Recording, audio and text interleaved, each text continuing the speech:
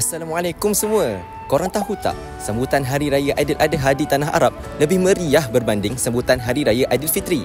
Ini disebabkan Aidul Kabir di sisi mereka adalah sambutan Hari Raya Aidiladha. Akan tetapi, tahun ini merupakan kali keempat negara Maghribi tidak akan melaksanakan ibadah korban atas perintah Raja Maghribi iaitu Raja Muhammad Sadis disebabkan krisis kemarau dan kesulitan ekonomi yang telah melanda negara Maghribi sejak kebelakangan ini. Sebagai langkah alternatif, Raja Muhammad Sadis telah menyatakan hasrat baginda untuk melaksanakan ibadah korban bagi pihak rakyatnya dengan menyembelih seekor kambing. Dalam mazhab Maliki, hukum melaksanakan ibadah korban adalah sunat muakkad bagi yang berkemampuan dan makruh yang meninggalkannya tanpa sebarang uzur.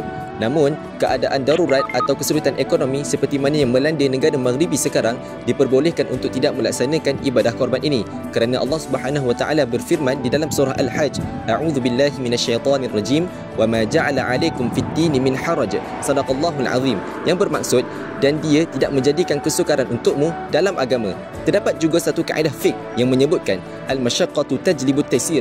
Kesukaran membawa kepada kemudahan. Sehubungan dengan itu, meninggalkan ibadah korban adalah diperbolehkan dan ianya bertepatan dengan prinsip-prinsip Islam yang mengutamakan kemudahan dan mengelakkan kesulitan. Itu saja daripada saya dan jangan lupa like dan share video ni serta tekan butang follow untuk mengetahui tentang Maghribi dengan lebih lanjut.